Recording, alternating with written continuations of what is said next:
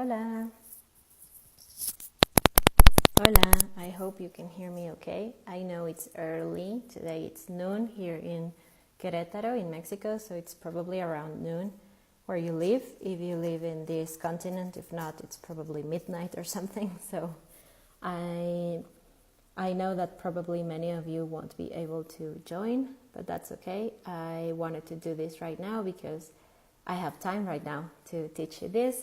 And as I told you on the Facebook community, How to Spanish community, I asked what your questions were and what you wanted to know. So some of you wrote some of your questions, and I'm planning to address all of your questions. We have different levels in our community. We have some beginners and some advanced students, and I could tell by the questions, the type of questions they were asking. So I'm trying to divide those into beginners and intermediates and advanced so that everybody gets what they need.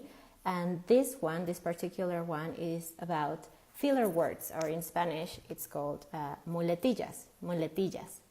Okay, so those are the little words that we say, or those little sounds that we make when we don't know how to continue our ideas, to give us time to think. So basically that's what we're going to do today, and it's kind of a beginner lesson. That's why I'm going to give this training in English, and I'm going to use some examples in Spanish. So muletillas, again, this is the word that we use, muletillas. This is how it's called.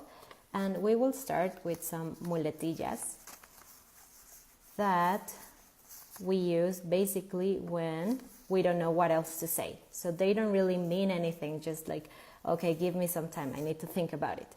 So the first one is bueno. And this could be translated as well.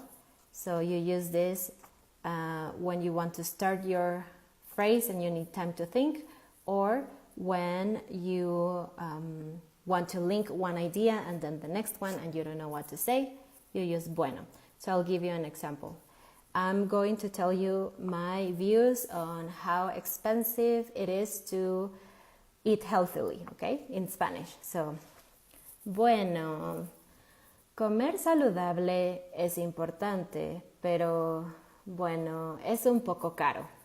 So again, what I said is, bueno, comer saludablemente es importante, pero bueno, es caro, okay? The next one is pues. And it's very similar to bueno in a sense that it means well. So I could do the exact same sentence using this too. So I'll start with, bueno, comer saludablemente es importante, pero pues es caro. And then we have a combination of both. Bueno, pues. So some people put these two together in their ideas. So I could say something like, bueno, pues comer sano es importante, pero es difícil o es caro. And then we have este. Well, this word, this muletilla, I don't really recommend this one. I don't like this, but it's very common, so it's important that you know that people use this, especially in Mexico. When they don't know what to say, they just say este. And if you have studied Spanish, you know that este could mean this one or this or something like that. But in this case, it doesn't mean anything. It's just a filler word. So you would say something like, for example, if you ask me if I like to eat vegetables, I could say, me gusta comer vegetales, me gusta la lechuga, me gustan las ensaladas. So you can use este. Oh, someone telling me it's the other way around. So luckily, I wrote this with something that you can see through. So is this better? Can you see it well now?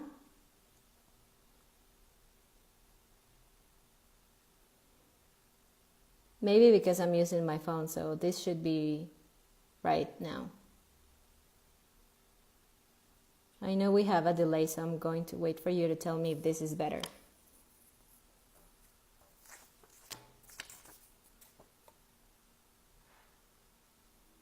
Okay, thank you. Sorry, so This is the one that I'm using right now. It doesn't mean anything, okay? And the previous ones were bueno, pues, and the combination of both. Bueno, pues, all right? And the last one is, so this is not a word, it's just a sound, but we do this when we don't know what else to say, so, and this is the tone of voice that we use, okay? So, ¿te gustan las ensaladas, Ana? I'll give you an example with all of them. Bueno, me gusta comer vegetales, pero pues es caro. A veces es difícil encontrar comida saludable, no sé. Bueno, pues puedes comprar comida saludable en el mercado. Es más barato que en el supermercado. Creo que voy a comer una ensalada hoy. All right, so those were the muletillas that we use when we don't know what else to say or how to fill the spaces. And then we have some muletillas when we want to explain ourselves further. This is the first one. Es decir. So this one means I mean, or what I want to say is. So for example, I can say, no me gustan las ensaladas. Es decir, los vegetales no son muy deliciosos, pero está bien. So this is just to explain myself a little bit further, okay? Another one that I can use to do something like that is this one. O sea. O sea. Es decir, and o sea mean the same thing, okay? This one is a bit more informal. This one is more formal. So if you were talking to someone like in a video or with, if you want to sound more formal, just use es decir instead of o sea, okay? So the same thing, if we're talking about eating healthily, I can say, no me gustan los vegetales, me gusta la lechuga, o sea, me gustan las ensaladas, pero no me gusta mucho comer vegetales todo el tiempo. Es decir, quiero ser saludable, pero prefiero la carne. So that was one of the examples, and the other one is digamos. And this one literally means let's say, so digamos. It's also to express your idea further or give more information. So, digamos que quiero ser saludable, entonces necesito comer más vegetales, pero prefiero comer carne. So just digamos, okay? And then we have another group of muletillas. And these muletillas are used to look for the approval of the person that you're talking to. So it's not, they look like questions, but they are not really questions in a sense that you don't need to wait for the other person to respond. It's not really a question. It's just, I'm telling you something and I want to know if you kind of agree with me. So just I'm following the conversation and bringing you inside of, or into what I'm saying. So these are the ones that you will use. The first one is sabes, sabes. So I can just tell you, for example, talking about the same thing, me gustan las ensaladas, ¿sabes? Pero no me gusta comer las ensaladas siempre porque pues la carne es más deliciosa en mi opinión, ¿sabes? Entonces yo prefiero comer carne y un poquito de vegetales, aunque, bueno, está bien, si tú quieres ser vegana, está bien, ¿sabes? No es un problema para mí. Something like that, ¿sabes? The next one is verdad. Oh, I'm sorry, and sabes literally means do you know? Like, you know, it's like saying you know, ¿sabes? And then verdad, which means right. Verdad literally means the truth. But we also use this to say right. So if I tell you, comer saludable es importante, ¿verdad? Pero no siempre es divertido. So I'm using verdad.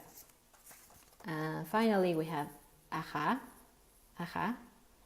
So ajá means nothing. It's a way of saying yes, in Spanish, but it's not considered very formal. So, or very so you can use this with your friends and things like that, but sometimes it could be considered rude because it could mean that you're not paying enough attention. So if someone is telling you about their life and you just respond by aha, aha, aha, like saying yes, yes, I listen to you, the other person might feel that you're not paying enough attention and you just want them to shut up. So be careful in using this, but you can use it sometimes. For example, ¿te gustan las ensaladas? Ajá, like saying yes, you can use this to say yes. But when you use this as a filler word, then it just gives continuity to what you're saying. So, los restaurantes vegetarianos son nuevos, ajá, y a veces son un poco caros, ajá, pero pues está bien, porque comer saludable es importante, ¿sabes? Y todos queremos ser saludables, ¿verdad? So I just used the three of them in one sentence. And finally, the last muletilla that we're going to talk about today is, well, it's actually two of them. Here. Y así is the first one, two words, y así, and then etc. So, etcétera. But that word, etcétera, it's long and it's difficult to say, and you're supposed to use this to give you time to speak, so I don't think etcétera is a good option. So you can just abbreviate it and say etc, the names of the letters, etc. Now, y así is a muletilla that it's kind of new, and a lot of young people use them, so you will not listen to a lot of adults use it. It's more like for teenagers and stuff, but of course, as they grow up, you will start listening to this more and more and more. And this is just to say and the like, and so on, and things like that, without mentioning further things. So I can give you a list of the type of food that I like. So I can tell you, me gusta la lechuga, me gusta la ensalada, me gusta el huevo, las comidas saludables, y así. Saying like, and so on, things like that. Or I could say, etc., etc., etc. Young people use this a lot. So I think that in English, the comparison would be saying like, the word like. So I was with my friend and like we were talking about it, and when you use like a lot and it doesn't mean anything, in Spanish people use y así, y así. Estaba con mi amigo y estábamos hablando sobre la escuela y así, y entonces nosotros empezamos a hablar sobre nuestros novios y así, y fue muy divertido y así. So you can use y así a lot of times. So this was it. So again, these words are called muletillas in Spanish, and I will just show them all to you once more. This live training is going to stay here, so you will be able to rewatch it as many times as you need. So we talked about bueno, pues, bueno pues, and then we talked about digamos, es decir, o sea, ajá, sabes, verdad, and finally, y así, or etc., etc., etc. So this was it for this short live training. On the following days, I will do another one. You asked me how to understand native speakers that speak fast, and I've been thinking about it, and I will do a live training on that. You also asked me about double negatives and why sometimes we use double negatives when it doesn't seem right. Okay, so I'm doing all of that for you in the next couple of days. Probably I will start tomorrow because this week I have more time. So I would like to know your opinions, if this was helpful, if you have any feedback, any constructive feedback. It would be really nice to hear that because I need to create content that is relevant to you. And I'm really glad to say hello to you this morning. And also don't forget that we have an Instagram where we have some short videos now and then when I speak just Spanish so that you can practice your listening. We also have videos on YouTube. Right now I'm doing a series on pronunciation if you're interested in that. And finally, we do a podcast 100% in Spanish, and it's more for intermediate or advanced students because it's a little bit more fast. But if you're a beginner, you can also benefit just by listening to two native speakers speak about different things in context. So we just talk about, for example, movies or food or something like that. And be prepared because I am going to host a new, how do you call that? Like a conversation thing. Some of you came last time. We pick one topic and you guys, the students, can join and we just have a conversation about that topic, and you can also buy a PDF with vocabulary and questions if you want. So I'm preparing that for the last week of February, all right? So please just pay attention to the community because I will be posting there the details, the dates, everything that you need to know. And that's it for today. Thank you for joining and adios.